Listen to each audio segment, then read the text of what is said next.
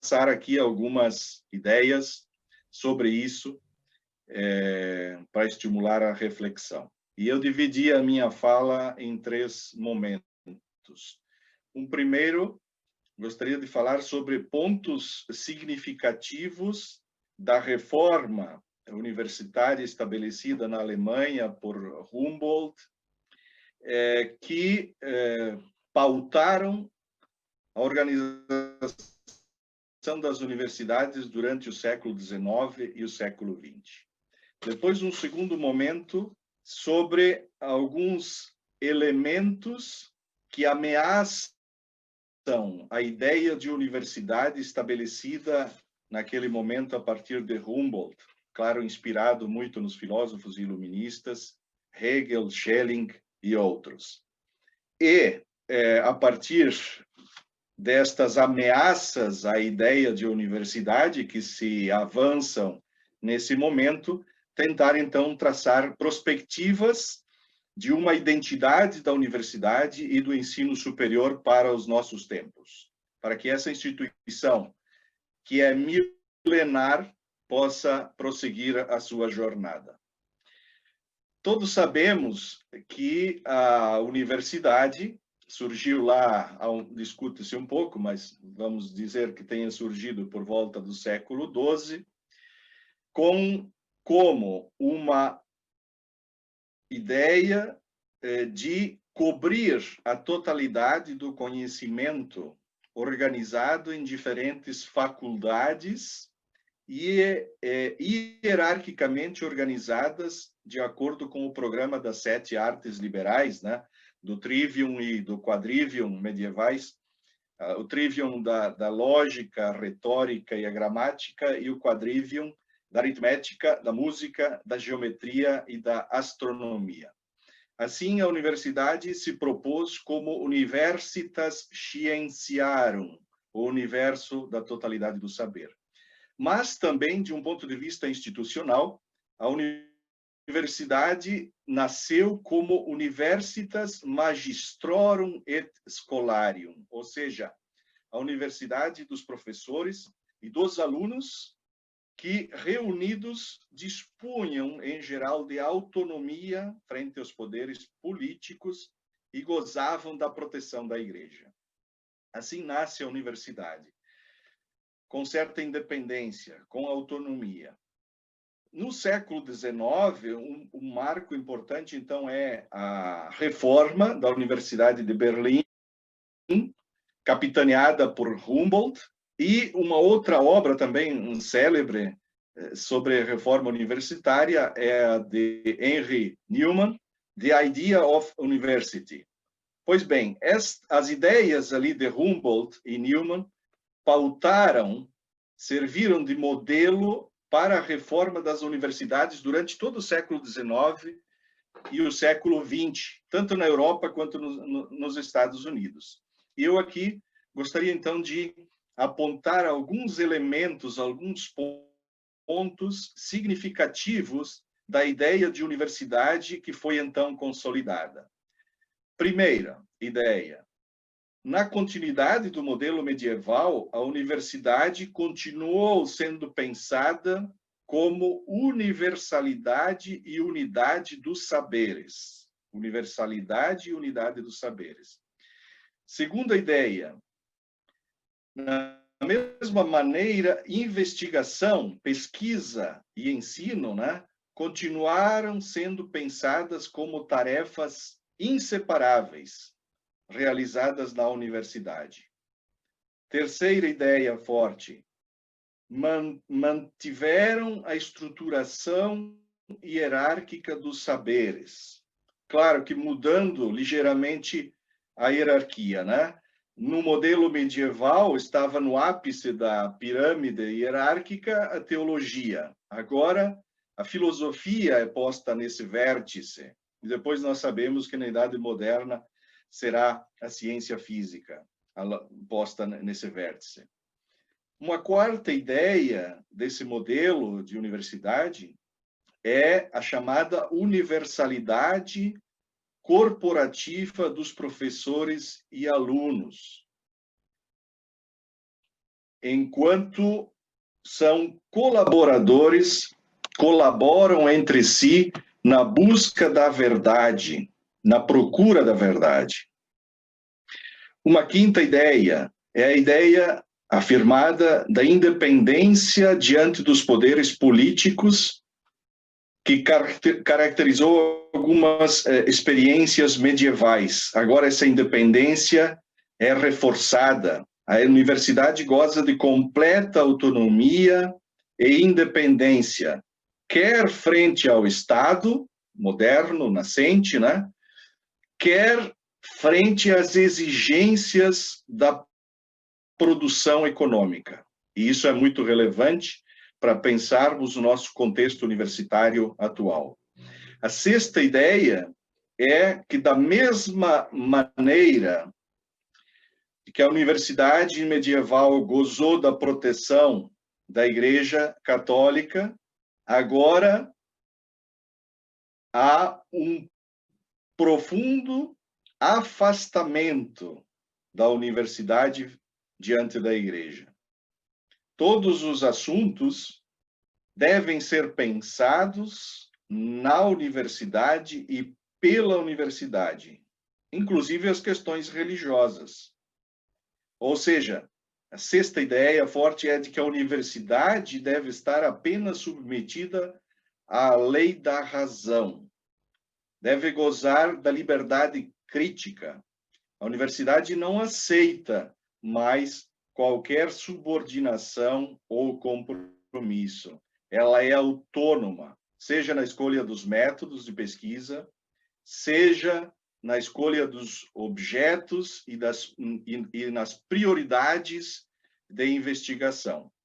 A única luz que a guia é a luz da razão, em respeito pela ciência e na procura pela verdade.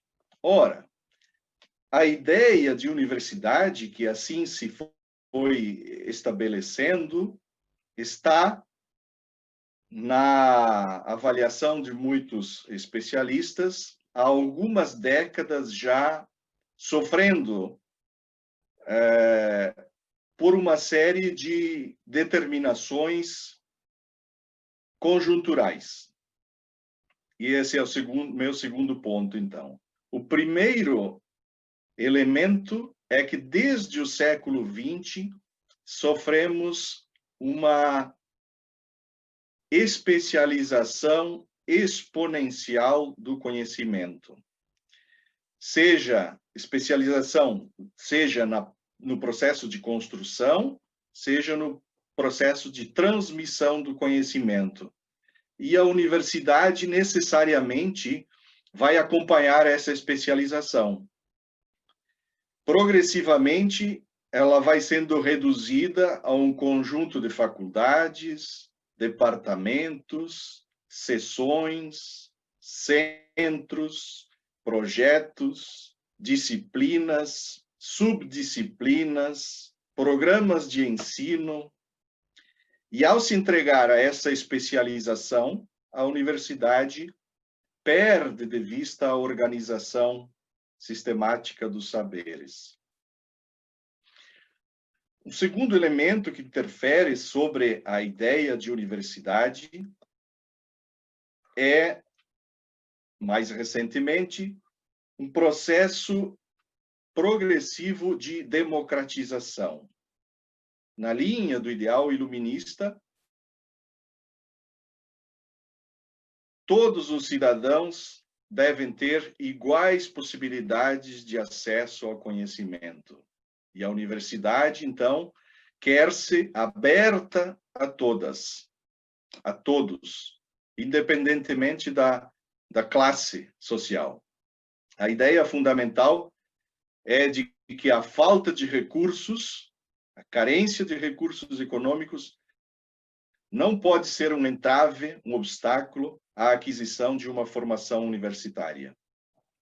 Então, a universidade aberta a todos quer afastar-se progressivamente do elitismo, quer, melhor dizendo, recusar o elitismo que tinha a sua raiz numa sociedade diferenciada, classista,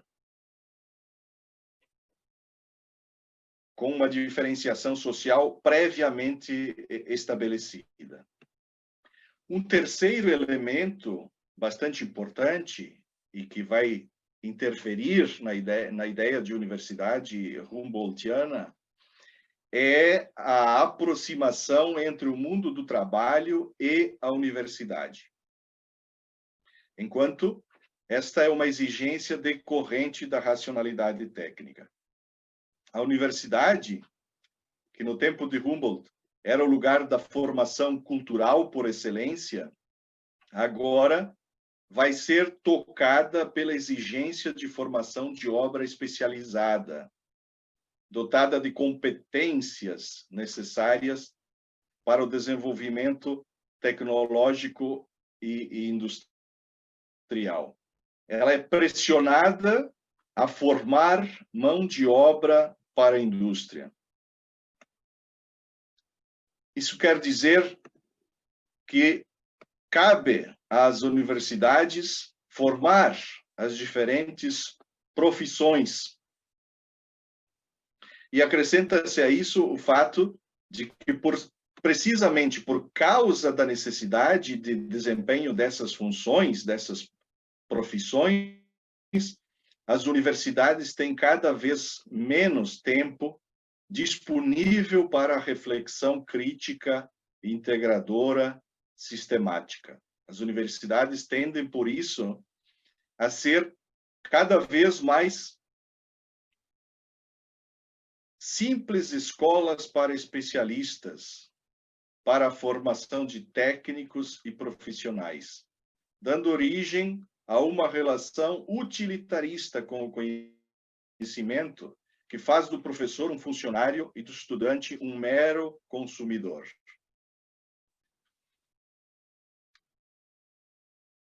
Um quarto elemento bastante significativo é a preponderância no nosso contexto atual daquela que alguns autores chamam a narrativa empreendedora. Sabe-se que o universo, que o mundo universitário sempre foi habitado por uma pluralidade de discursos. O discurso liberal, o discurso tecnológico, o discurso profissional, o discurso humanístico. Porém, nos últimos tempos, o discurso específico, a narrativa específica do empreendedorismo e a chamada narrativa do mercado tem assumido uma posição central. O mercado está cada vez mais presente nos discursos universitários como sendo a instância mais adequada para regular as ações da universidade. Quer seja relativamente à produção do conhecimento no seu interior, quer seja na forma de gestão da própria universidade. Eu diria que há, assim, um paradigma emergente no mundo do ensino superior marcado pela pressão da relevância. Um autor chamado Cohen, numa sua obra, diz que essa pressão por relevância faz, a nível financeiro, a universidade tratar o estudante e as suas famílias como clientes. A nível pedagógico, faz os professores serem vistos como designers instructional, né? Desenhadores de instrução. E ao nível da qualidade, a pressão do mercado faz os acadêmicos os docentes acadêmicos, serem substituídos por gestores especializados na formulação de juízos acerca das atividades que devem ser realizadas nas instituições. Um outro autor chamado Rothblatt fala do desaparecimento da universidade porque as suas fronteiras estariam se diluindo, seja as fronteiras externas, elas desaparecem à medida que as funções da universidade são cada vez mais simuladas, assemelhadas às de outras organizações, seja no âmbito interno, enquanto se vê pressionada a assumir modelos de governança do mundo corporativo.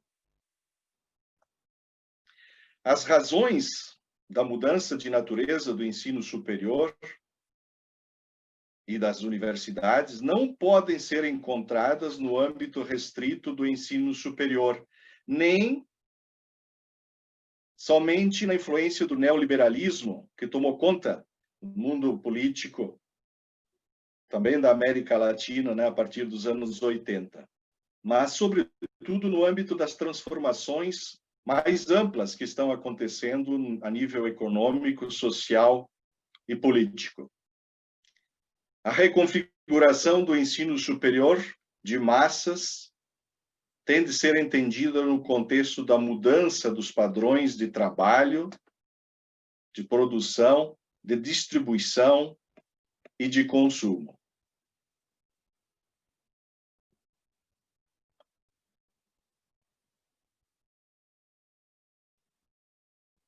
O nosso objetivo aqui é sublinhar a necessidade de, ao lado das pressões por desempenho, da relevância e da prestação de contas, colocar a educação superior, o ensino superior, no centro, no cerne das discussões sobre o sistema e sobre a eficiência e a eficácia das organizações envolvidas. À medida em que as fronteiras entre a academia e a sociedade se diluem, a identidade do ensino superior torna-se também problemática.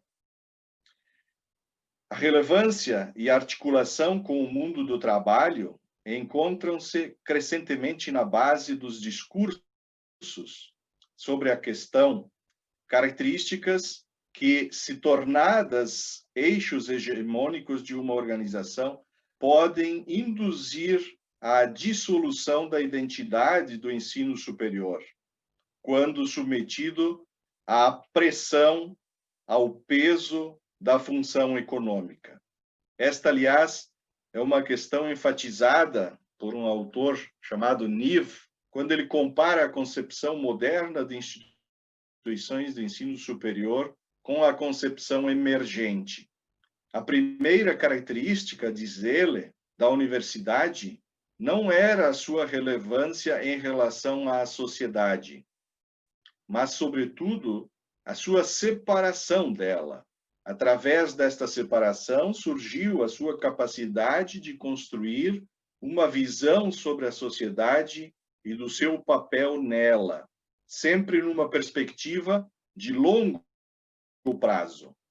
Mas, presentemente, no atual momento, a universidade tem o dever não só de ser, entre aspas, relevante, mas de ser considerada relevante. Efetivamente, ela tem cada vez mais de demonstrar ao mundo econômico, ao mercado produtivo, a sua relevância. Isto é, aquilo que ela poderá oferecer como uma contribuição para a economia e para a sociedade. Nesse sentido, surge aí até um campo próprio de investigação para ser explorado, né? Dado que uma grande parte do conhecimento, considerado num momento como útil, pode, em outro tempo e em outro lugar, ser considerado irrelevante. Por exemplo, nós poderíamos investigar como é que os reitores se percebem, se eles se percebem atualmente enquanto reitores ou se eles se percebem como gestores acadêmicos. Será que eles se descreverão a si mesmos como acadêmicos desempenhando funções de gestão ou como gestores de questões acadêmicas? À medida que se foi caminhando para além da modernidade, foram se instalando dúvidas acerca daquilo que é considerado conhecimento, ou mesmo ciência. Dúvidas essas que terão um grande impacto no ensino superior, que foi assim redefinindo os seus papéis e as suas missões institucionais. As universidades, as instituições de ensino superior em geral, são cada vez mais claramente administradas e geridas como organizações e cada vez menos como instituições educativas na sua especificidade. Em termos organizacionais, elas são descritas como sistemas abertos num meio ambiente volátil e em constante mutação, o que significa, em termos políticos, que elas devem ser autônomas e, logo, socialmente e financeiramente responsáveis e relevantes.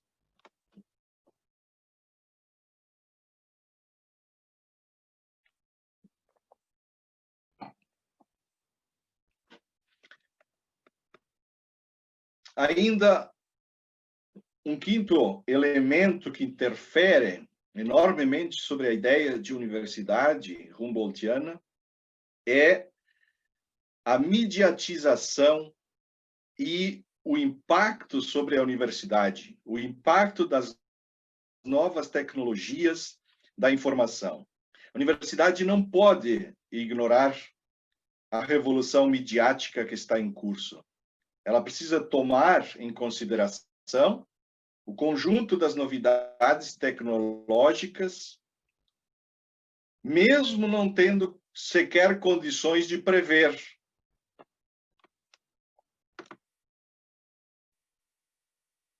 Pois não?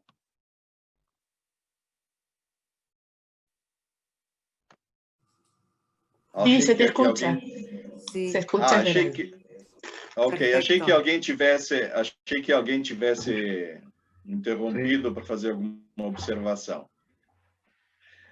Bom, prosseguindo, então. Estava tratando da questão da mediatização, né, da sociedade, da tecnologia e da informação e da sua influência, do seu impacto sobre a universidade. A universidade pode ser considerada uma instituição crucial dessa idade, dessa era da informação. Seja porque desenvolve a tecnologia no seu interior, seja porque a difunde na sociedade.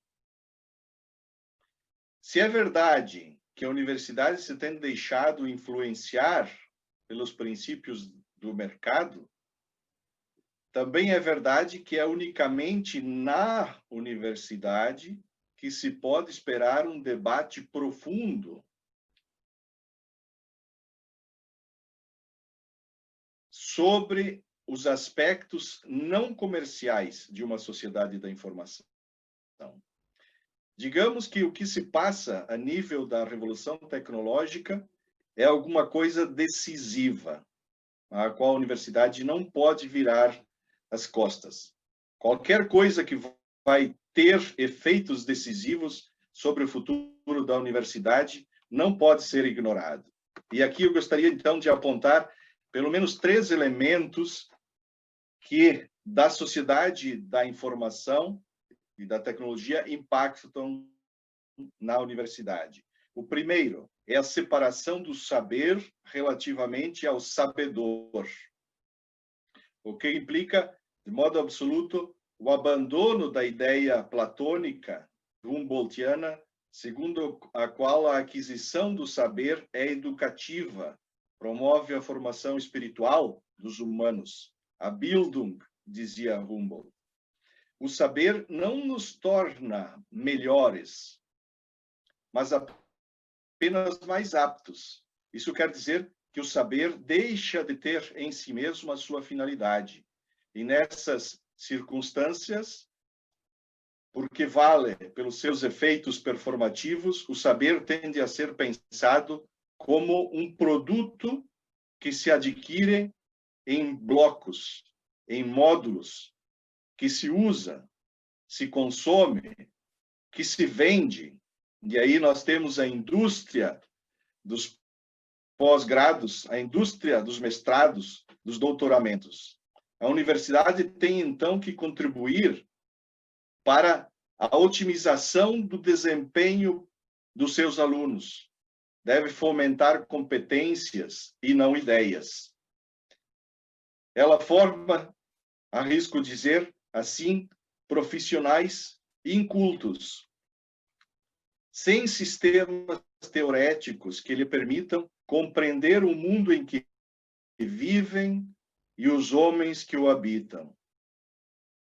Portanto, a sociedade da tecnologia e da informação pode provocar a separação do saber relativamente ao sabedor. Pode também contribuir para o desaparecimento da ideia de hierarquia dos saberes. Na verdade, não temos hoje uma disciplina que suporte ser considerada como hierarquicamente dependente de outras. Já não temos um núcleo de ciência fundamental. A Idade Média tinha teologia, Humboldt tinha filosofia. A ciência moderna, na modernidade, temos a física, que dá sentido às outras ciências. O saber tem hoje uma configuração aparentemente caótica, ou vagamente integrada de diferentes áreas numa rede horizontal das múltiplas disciplinas e subdisciplinas que a especialização progressiva fez surgir. Disciplinas até cujas fronteiras tendem a ser pensadas, mas de modo móvel, fluido, precário. O que, ao nível da estruturação da universidade, vai ter como consequências a substituição de uma concepção hierárquica das faculdades e dos programas de estudo por um entendimento da universidade como espaço de conflito entre as áreas. E uma terceira consequência é o abandono dos mecanismos de seleção dos temas dos programas de ensino e aprendizagem que as universidades sempre utilizaram, e o correlativo aparecimento dos fenômenos de dispersão e de igualitarismo temático. George Steiner escreve uma coisa interessante sobre isso, dizendo que numa universidade como a do nosso tempo, que se aproxima vertiginosamente do jornalismo, é hoje perfeitamente admissível fazer-se um doutoramento sobre a expressão de Steiner, as escritoras negras do início dos anos 80. Pois bem, diante desses fatores que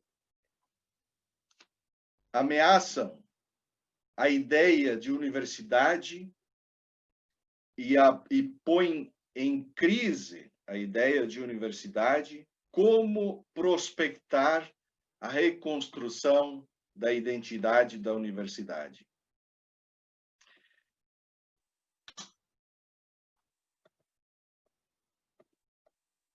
Eu diria, primeiro, que é preciso resistir às pressões das exigências econômicas, pragmáticas, culturais. E resistir significa internamente e externamente, porque essas pressões e essas exigências vem simultaneamente de dentro e de fora do sistema de ensino superior.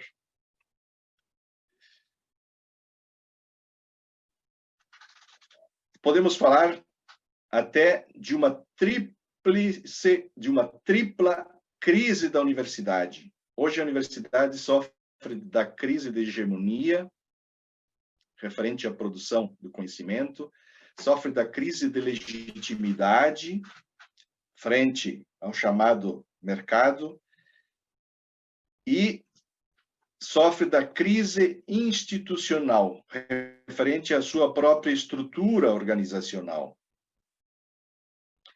O ensino superior não é redutível a uma questão de consumo individual, eventualmente destituído de elementos críticos e reflexivos, devendo antes ser entendido como uma instituição social com o papel crucial de apoiar e desenvolver a ação reflexiva e como uma importante reserva de pensamento crítico, reflexivo e mesmo alternativo.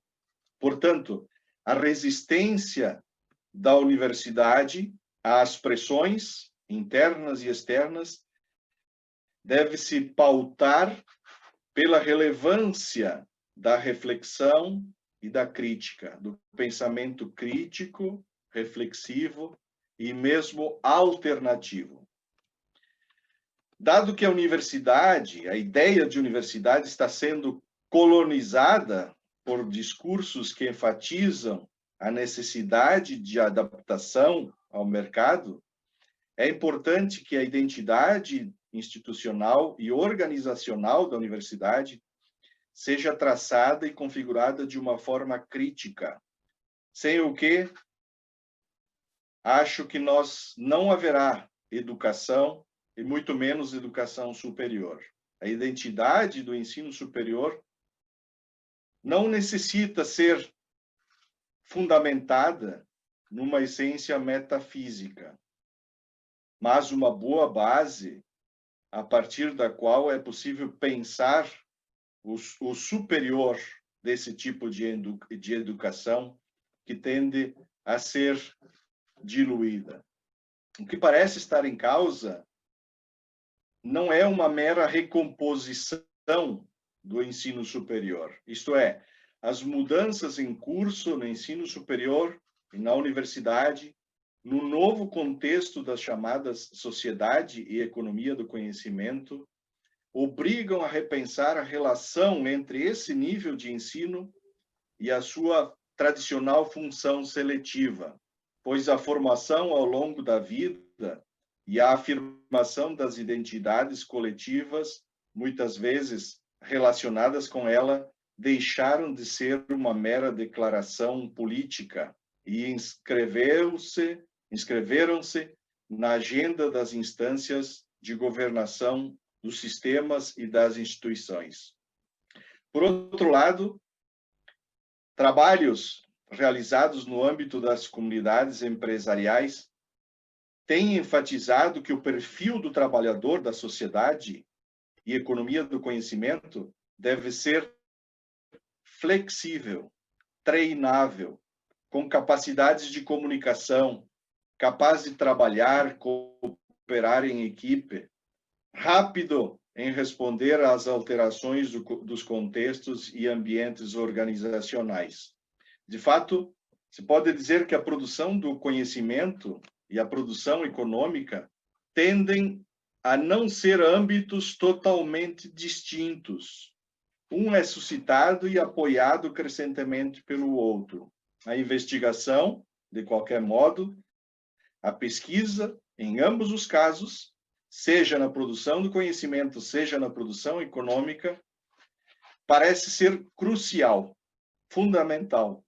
É relevante pesquisar social e economicamente. E é nesta encruzilhada que nós precisamos repensar a educação superior.